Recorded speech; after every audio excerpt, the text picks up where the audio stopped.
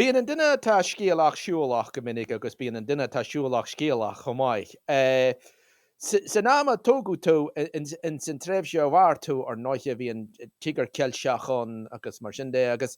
an sin hanig jeú leis an tíogar ceilseach ach go bí go dé rudaí a Harlaíonn san dhéann eis imirce an tóra a bhí an séir a gcónaí. Thuaidh tú haon thsáile chaid tú haon tréimh si thsáile. Yeah, so fi mé goláiste limnach agus tháinig mé bhil mé céim ó máisteacht community music ceol phobal a chur muidir agus thu mé thar lear mar bhín chola gona ghil thar lear ag an am sin bhí an tíogar cilte go fáilháis agus bhí muid na ghil ar imirce ríist is simú an rud mar nar bhí méid óga chun bhí bhí muid clustal go leor rudaí. Ní leabhar an Ríige Camden Town agus go leor scéaltaí faoi na daoine bhí fágáil chun den chlár goil go Boston na San Francisco na daoine bhí fágáil chun bhí goil go Manchester, London agus an sin nuair a fór an tíogar cilte bháis bhí muidní ar fad a ghil go Sydney, Perth, Melbourne. So chroch mé hí sa Sydney ar dús agus bhí mé ghil bhí mé casú ceol an sin bhí mé dribblúide Sydney dag mé Sydney chun mé go Melbourne.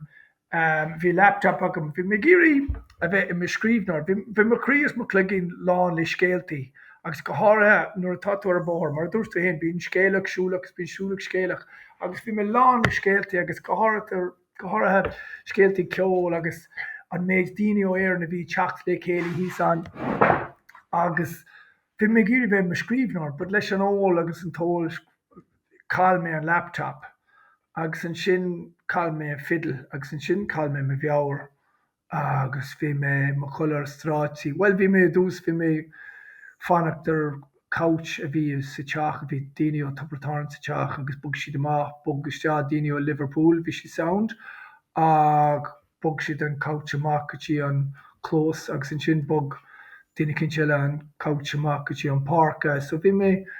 ar a park bench a bheith cúpla seachtain agus cibhnílumm na dúinn ala mór san Astráil ag gcíthe bhaim agus so bhí taithí am leis an imirce agus chuann sé an tionachar na scéaltaí gan dós. Well, I mean, is rud é agus cloistear an scéal sin go minic ar náithe sintir ceol tradiisianta agus insíntar scéaltaí ins na tithí teirne námantí chomáid.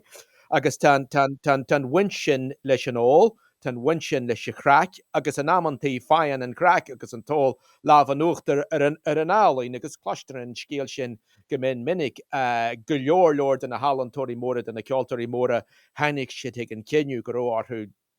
ceniu dhéanú an tólachan nó an ceol. Cínte agus nuair bhí muid bhí go leor tracht faoi Mickey Finn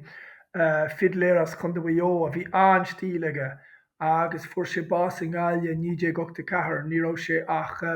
3 bliain díos. So bhí agus tá sé rock and roll cumá Jimi Hendrix, Kurt Cobain agus a lehead.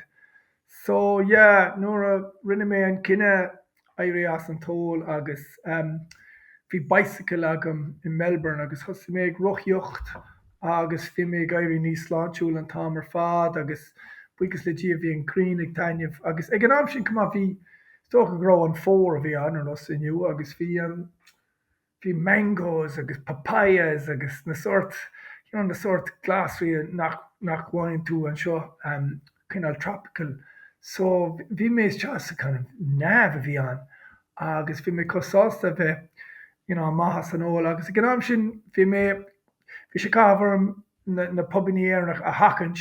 agus bhí mé gol go na Greek restaurants agus na bíaláin Idalach agus bhí mé crowthart lena Idalí na daoine san Réig agus